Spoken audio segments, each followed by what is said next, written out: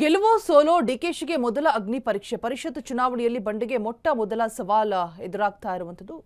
ಗೆಲುವೋ solo ಮೊದಲ ಅಗ್ನಿ ಪರೀಕ್ಷೆ ಆರಂಭ ಆಗ್ತಾ ಇದೆ.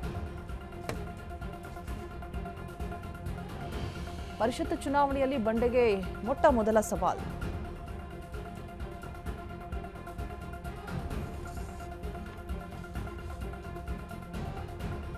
ಯಾರು ಊಹಿಸದ ದಾಳ ಹೂಡಿರುವಂತಹ ಡಿಕೆ ಶಿವಕುಮಾರ್ 5ನೇ ಅಭ್ಯರ್ಥಿಯನ್ನ ಕಣಕ್ಕಿಳಿಸಿದಂತಹ ಕಾಂಗ್ರೆಸ್ ನಾಯಕರು.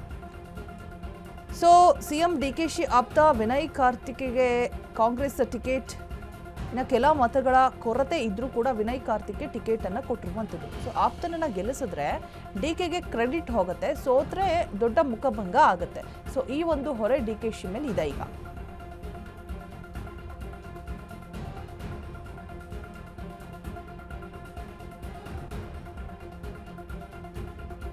ಯಾರು ಕೂಡ ಊಹಿಸದ ದಾಳ ಹೂಡಿರುವಂತಹ ಡಿಕೆ ಶಿವಕುಮಾರ್ 5ನೇ ಅಭ್ಯರ್ಥಿಯನ್ನ ಕಣಕ್ಕಿಳಿಸಿರುವಂತಹ ಕಾಂಗ್ರೆಸ್ ನಾಯಕರು. ಸಿಎಂ ಡಿಕೆಶಿ ಆಪ್ತ ವಿನಯ್ ಕಾರ್ತಿಕ್ಗೆ ಕಾಂಗ್ರೆಸ್ ಟಿಕೆಟ್ ಅನ್ನ ಕೊಟ್ಟಿರುವಂಥದ್ದು. ಆಪ್ತನನ್ನ ಗೆಲ್ಲಿಸಿದ್ರೆ ಡಿಕೆಗೆ ಕ್ರೆಡಿಟ್ ಹೋಗುತ್ತೆ, ಸೋತ್ರೆ ದೊಡ್ಡ ಮುಖಭಂಗವಾಗುತ್ತೆ.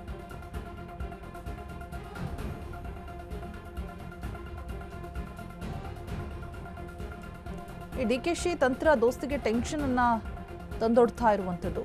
ಸದ್ಯ ಕರ್ನಾಟಕದ ವಿಧಾನಸಭೆ ಬಲ 222. ಗೆಲುವೋ ಸೋಲೋ ಡಿಕೆಶಿಗೆ ಮೊದಲ ಅಗ್ನಿ ಪರೀಕ್ಷೆ ಆರಂಭ ಆಗಿದೆ. ಯಾರು ಊಹಿಸದಿರುವಂತಹ ದಾಳವನ್ನ ಹೂಡಿರುವಂತಹ ಡಿಕೆ ಶಿವಕುಮಾರ್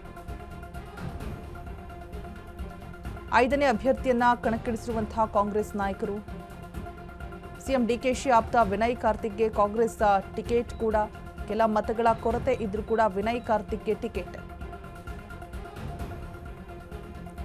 ಆಪ್ತನನ್ನ ಗೆಲ್ಲಿಸಿದ್ರೆ ಡಿಕೆಗೆ ಕ್ರೆಡಿಟ್, ಸೋತ್ರೆ ದೊಡ್ಡ ಮುಖಭಂಗವಾಗುತ್ತೆ.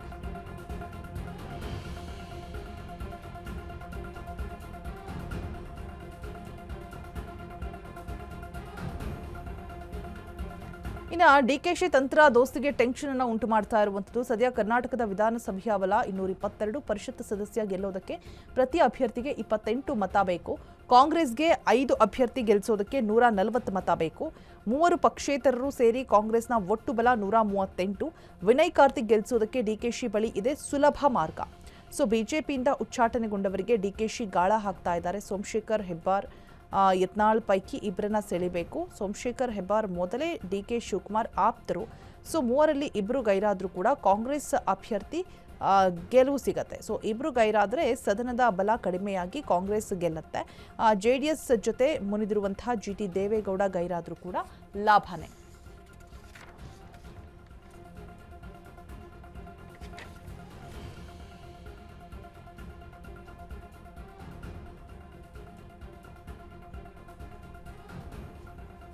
ಗೆಲುವೋ ಸೋಲೋ ಅನ್ನುವಂತಹ ಒಂದು ಅಗ್ನಿ ಪರೀಕ್ಷೆಯಲ್ಲಿ ಇದೀಗ ಡಿಕೆಶಿ ಇದ್ದಾರೆ. ಮೊದಲ ಅಗ್ನಿ ಪರೀಕ್ಷೆ ಎದುರಾಗ್ತಾ ಇದೆ.